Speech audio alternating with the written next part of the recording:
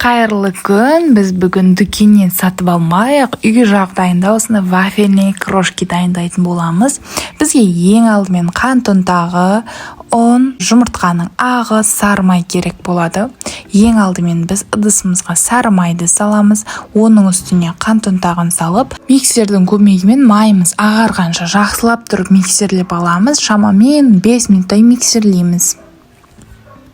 Міне осылай ағаруы керек. Содан соң оның үстіне жұмыртқаның ақ уызын салып, тағы да бір миксерлеп аламыз.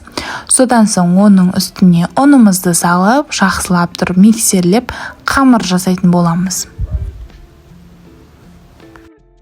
Міне бізде кішкене қоюлау қамыр пайда болады.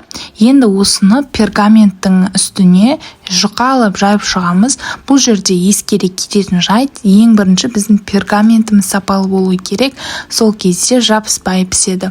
Мен осындай спатуланың көмегімен жақсылап тұрып жайып алдым. Осылай жаямыз. Енді бұны қызып тұрған пеште 180 градуста бір 4-5 минуттай пісіріп аламыз. Міне осылай қоңыр түске енгенде аламыз. Пештен шығарғанда жұмсақ болуы мүмкін, содан соң суыған соң қытырлақ болып шығады.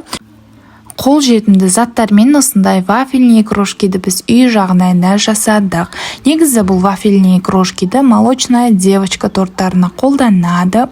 Міндетті түрде жасаңыздар. Мен бұл жерде молочная девочканы сәндеу үшін жасаған болатынмын. Астарыңыз дәмді болсын. Сіздермен болған Раушан.